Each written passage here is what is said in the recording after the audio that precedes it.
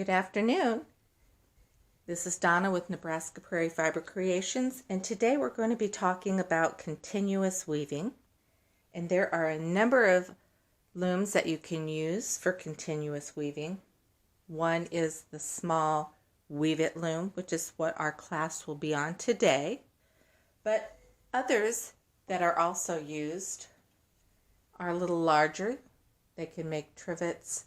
You can use these to piece together to make really cute jackets. I've seen bedspreads. Pretty much anything you can piece together, you can make out of them. We also have the larger loom. This actually makes washcloths, and those are quite popular with my clients. And again, they can be pieced into anything you feel you want to make, as large as you want to make it. One of the largest looms that I use is my 8-foot triangular loom, which I make shawls out of, and that will be another class. I also have a smaller triangular loom that I make youth size shawls out of. But today we're going to concentrate on the Weave It, how to get it started, and we are going to actually make a purse today. We will be making small squares of alternating black and white, and then we will piece them together to form the purse. Now you can get modern day Weave Its. This is actually an antique Weave It, and you can still get these on Amazon, eBay. I've seen them all over. I'm using a sturdy cotton thread. I use these a lot also to make coasters and things like that. I put on mine a little Velcro strip to help hold the thread so that it's not dangling down the side. Now, when you thread it up, it's going to feel awkward the first few times you do it, but after you do it a few times, piece of cake. Nowadays, these are plastic, so when you go online to find one, don't be surprised if it has a plastic border instead of a wood border. Okay, so grab your thread, your yarn. You can actually make this out of anything you want. Just make sure it suits whatever you're going to be using it for. You wouldn't want to use a synthetic to make a washcloth, let's say. You want it to be absorbent. So here we go. You're going to start by going up the first side, lining the wall of pins. I always put my little finger here just to hold it, and you're going to skip 2 and go down. Skip 2, go over.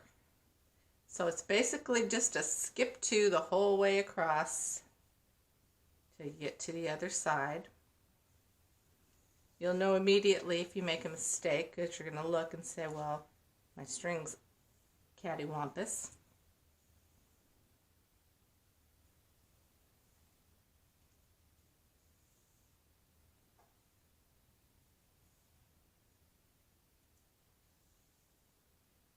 I will try to have instructional videos at least once a month, a new one, until I have time to do more. But we will eventually move on to the shawl if you're interested. So just like and subscribe, and you'll get notified when a new video comes out. Okay, so we're at the end of our first row. We're nice and straight. We're going to give it a 1/2 turn here. And we are going to go straight up. Skip 2 at the bottom. Coming down.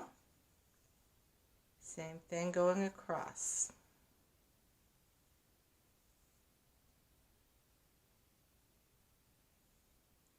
I've used this so much, my pins are kind of bent, but It's fun, it's relaxing, it's great to do when you're traveling and you're sitting in the car watching a movie.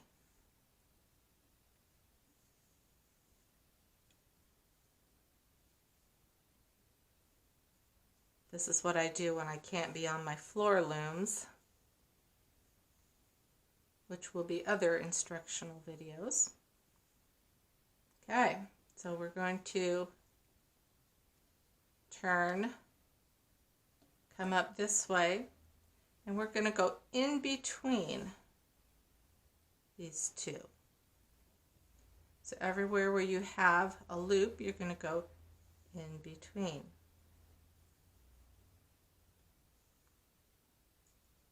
And if you can tell you're doing it right, each string will overlap but not be on top of the other. If you have a string that's on top of the other, then you know you've done some threading error and you just need to pull it off, fix whatever it was, and keep going.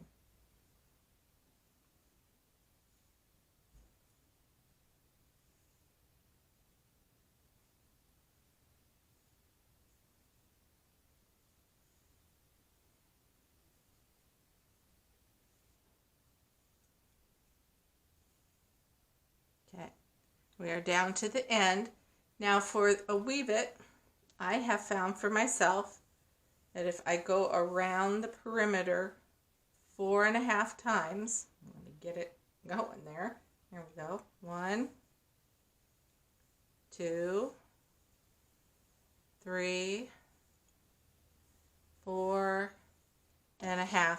That is just enough for me to finish my square.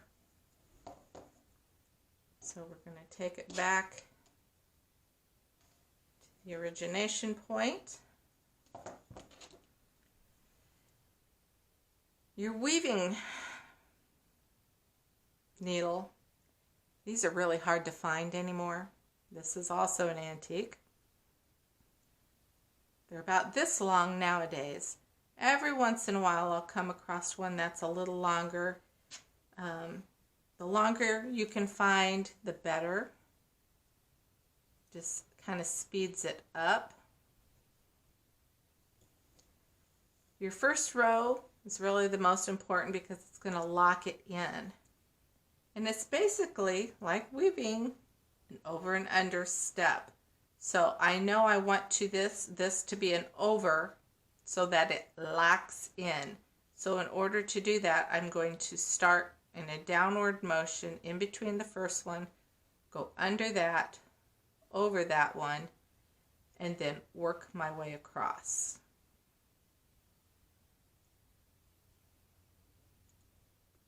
Sometimes easier said than done, and you do have to have a little patience when you are working on these.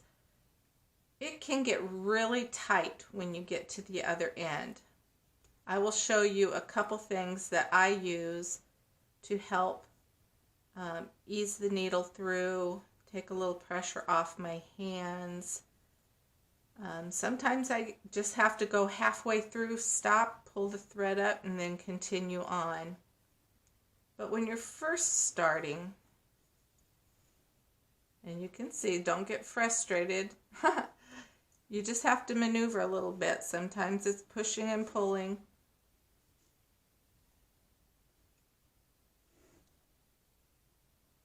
Get under there. You do not want it to thread through the other side. Okay, so we're down at the bottom. First one, I usually just pull this up for a second. Push my needle down, push it over. Lock it back up.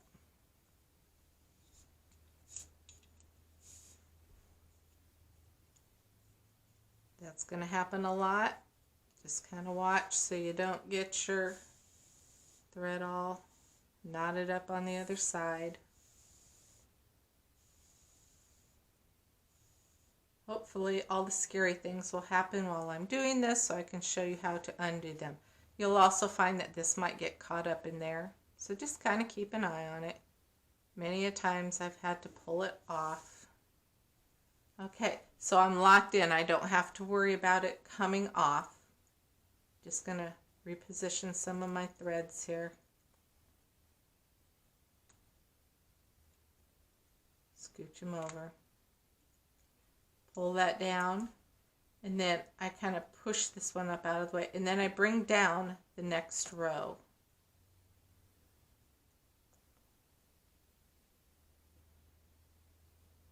Bring down the next row.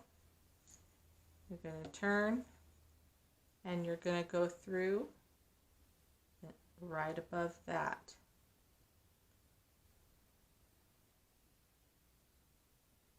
Nothing difficult about it.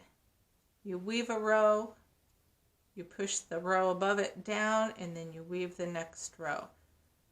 It's that simple. We'll get through this row here, and then I will meet you at the end when we've got this all finished.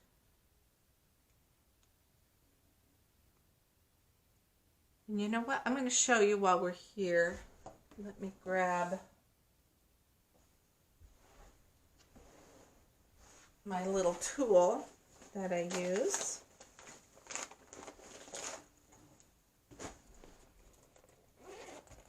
Besides having my small little scissors, I have a couple things that I use. I have these tiny little tweezers. As you get near the top, it's going to get really tight. Sometimes it's hard to pull that needle through. So I just grab on and give it a good tug. Another thing that helps, if you're a hooker, these come with them a lot. I use that to pull. Sometimes I use it to pull my needle up so I can pull the yarn out of the way. Go down underneath. And I'll grab this, help pull my needle over, give it a push through. It's not hard to pull through right now, but basically if it was, I would just grab this and go like that. So there's a number of little tools that can help ease the pressure off of your hands. If the needle gets too hard to push through, a thimble is really good too to put on the tip of your thumb.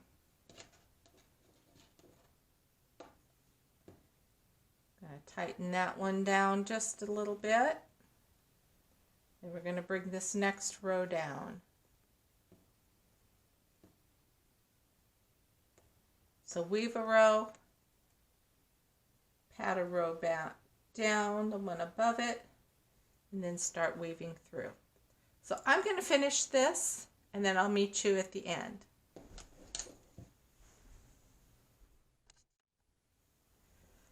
So here we are at the end of our row, and this is where a lot of people make a mistake.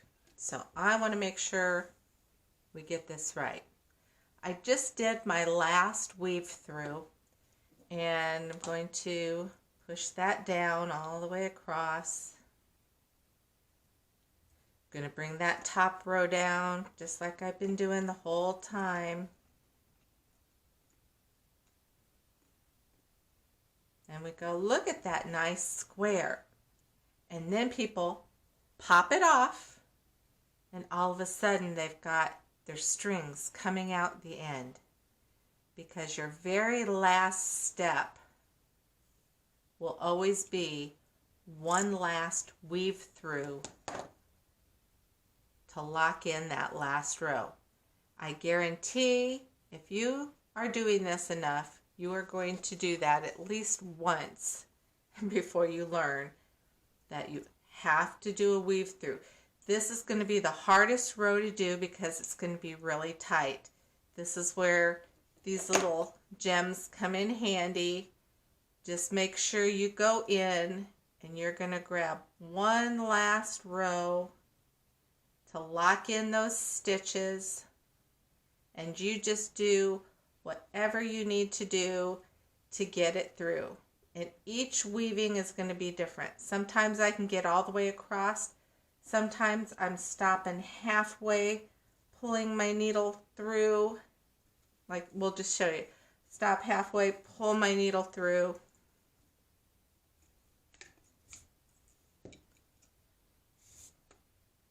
And then keep going, because it does get really tight here. And you don't want this row to be messed up, because it is what is going to lock in everything that you've just done.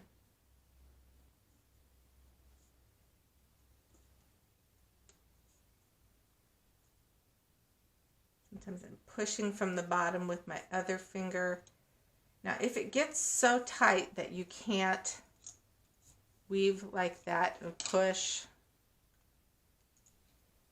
I'm going to show you what else I do. Get over there. As I don't do that. Okay. So over, under, yes. Okay. So what else you can do is just like sewing. You just go sew down through one, come up through the other. I guarantee you it'll be less frustrating for you. It will be less pressure on your fingers. And like I said, each one is just a little different. But the main thing is to weave in this last row, or you're going to be so frustrated.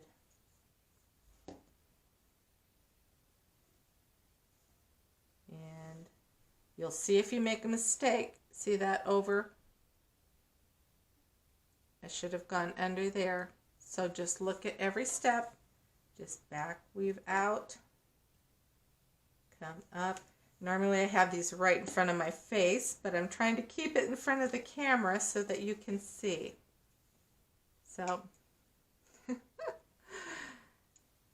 it is just being a little stinker today. There we go. Down, up.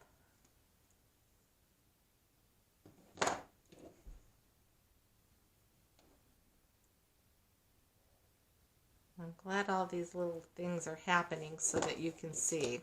That way you won't think, oh, you're just making all kinds of mistakes. It just happens. With weaving, you either have patience, you learn patience, or you find another fiber hobby, because it does require a bit of patience. Okay, our last one. We're going to go through there. Give it a good little tug. Now the last thing you're going to do is just come back around. You don't have to weave it all the way across, but you want to weave in this last bit of your tail. I usually probably go about 1/4 of the way up.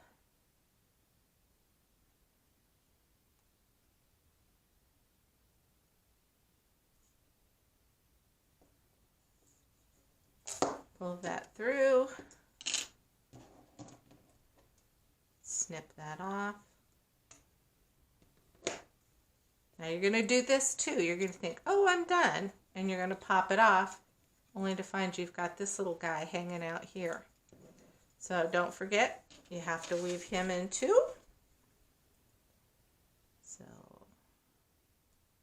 a lot of times I just get the needle going, weave it through, and then thread it.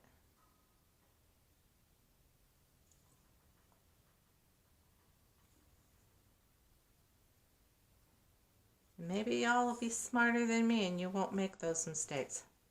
But those are things I had to learn the hard way. Nice little tug. Now it's safe to take it off. Just kind of push it up evenly around. Pull off your square. So, what I need you to do, you can pick any colors you want. I'm doing a white and black check. So you're going to need 14 of one color and 13 of the other. So once you get those done, come on back and I'll show you how to start piecing it together. See you in a bit. Okay, we have all our pieces woven. I have these handy little things, got them at the dollar store, and they keep all my separate colors organized. So my purse that I'm making is going to be a black and white check. So we're basically going to line everything up. Oops.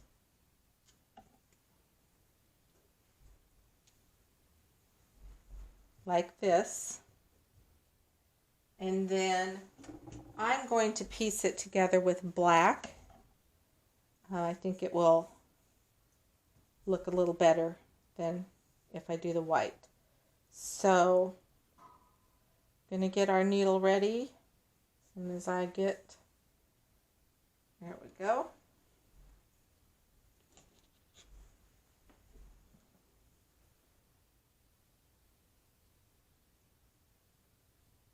I'm going to thread my needle. I'm going to take,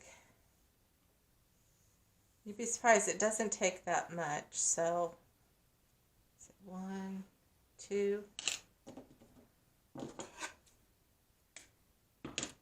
and I'll probably have some left over anyway. And basically, let me make sure you can see this. Let me move this all up, get these out of the way. Push these up. Here we go. I'm going to start down here, and I'm going to start on the black, and I'm just going to weave through that corner. I'm going to leave about a 2-inch tail. After that, it's just your basic slip stitch. Going to go in one, up through the other.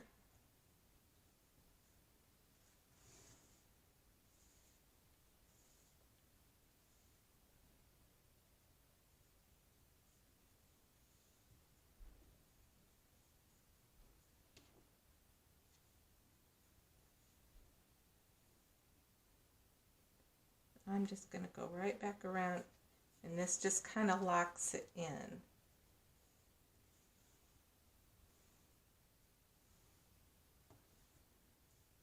Okay.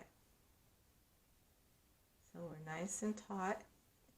And it's going to be loose, but tight enough so you don't have gaps. So all you're going to do is go through each loop and attach. You don't have to go into the center. So wherever you have a loop, you can put your needle in there.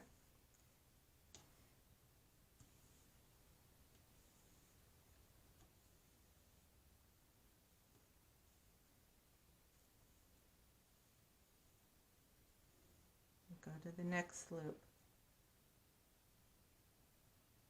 As you can see, I'm not. You have a loop, you have a divot, you have a loop.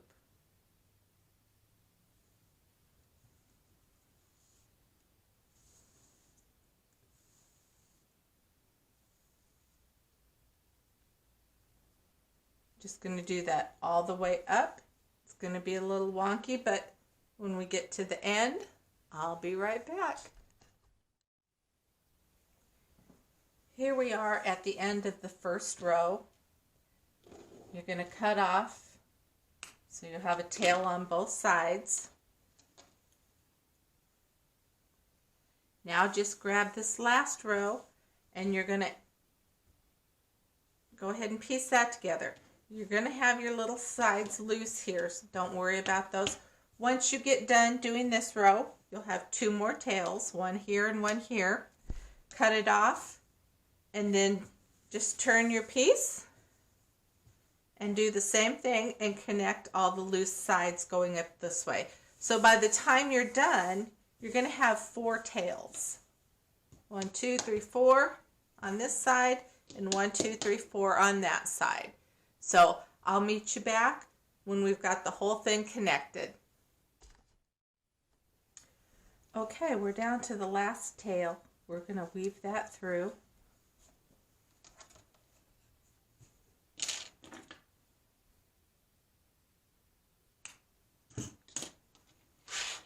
And you've got one side of your purse done. Now you just need to duplicate that so that you have 2. So you'll have your 2 sides. The rest is easy. We're just going to take one of each of the squares. We're going to start building our box. So you will go ahead and continue to attach on your squares to make your base, make your sides, and we'll meet back when that's done.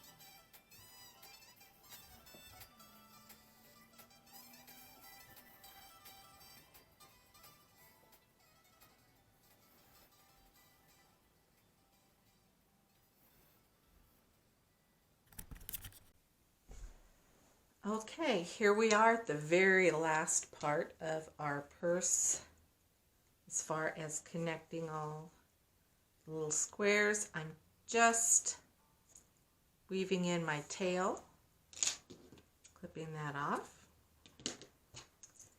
and there we have our bag. Now I'm going to take it over to the ironing board and kind of get some of my wrinkles out.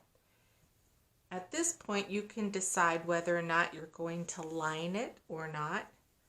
I like to do that. I think it gives it a little more stability, helps keep it cleaner. And then we will go on and talk about making the strap. See you in a bit.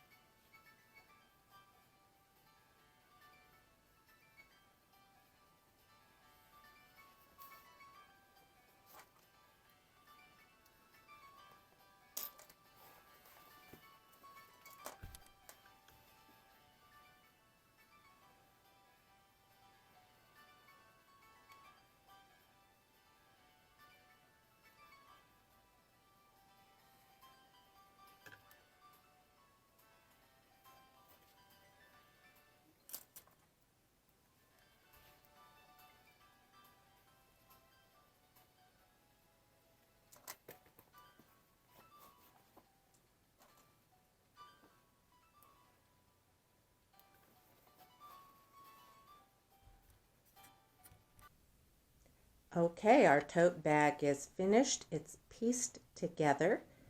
There's a couple different things that I did. Initially, you can make your tote bag without a lid, and it can be wide open with your strap. But I also wanted to show that you can make a cover flap for it. If you decide to do that, just do 6 extra square pieces. And then I found this cute little attachment at Michael's for a couple dollars. Just put it on there for looks. And then the strap was made on an inkle loom. I will have a video posted soon on how to do that.